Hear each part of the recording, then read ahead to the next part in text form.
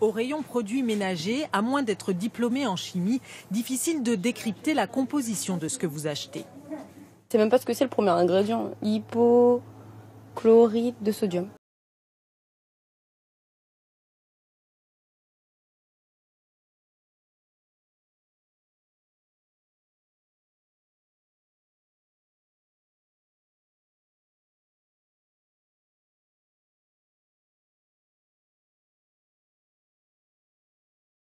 Voici 3 blocs de glace et 3 dispositifs. À votre avis, de quelle manière va-t-on traverser le bloc de glace le plus rapidement possible? J'ai bien dit traverser, non pas briser le bloc de glace.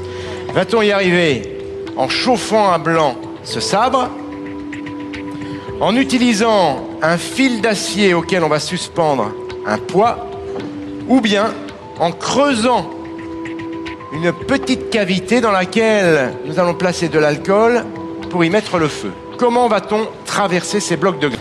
On va jeter un œil du côté de la flamme. Je crois que ça n'ira pas très loin cette affaire. C'est pas mal quand même, hein, ça avance. Regardez ce qui se passe du côté du fil d'acier. Alors je sais, pour le moment on voit pas grand-chose, mais nous avons réalisé cette expérience il y a quelques jours dans notre laboratoire. Et nous avons filmé. Ça a duré 4 heures. Ah oui. Et nous allons vous diffuser les images en accéléré. Regardez. On n'avait pas cette info. Oui, on avait ça.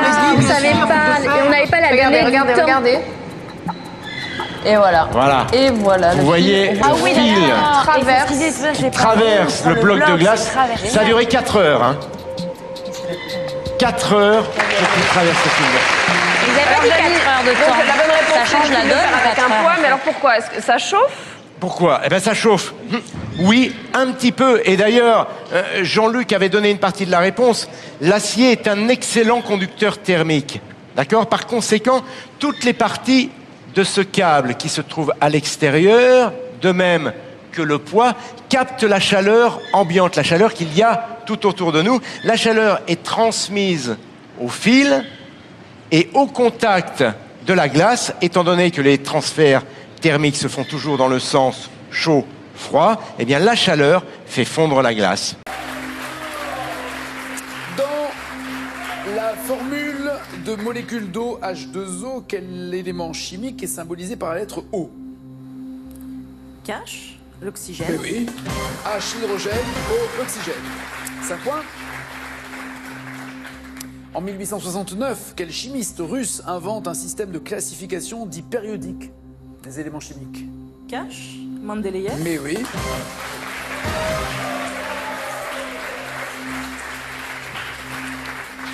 10 points avec une tendresse particulière pour tous les élèves qui l'apprennent par cœur, évidemment.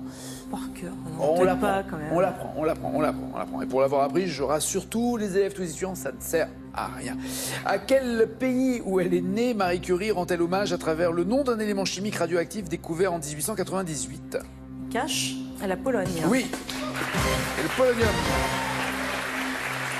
15 points.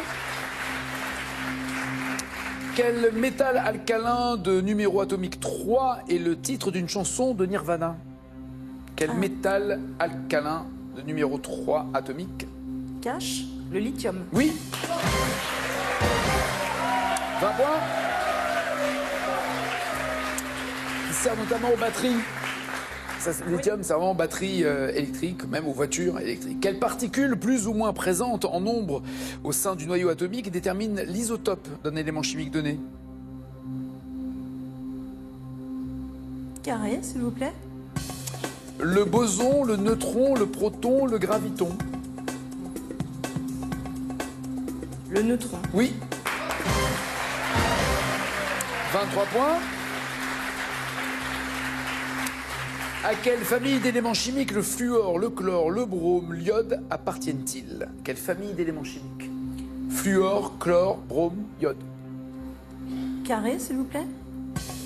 Les actinides, les métalloïdes, les gaz nobles ou les halogènes? Actinides, métalloïdes, gaz nobles, halogènes. Actinide. Halogènes.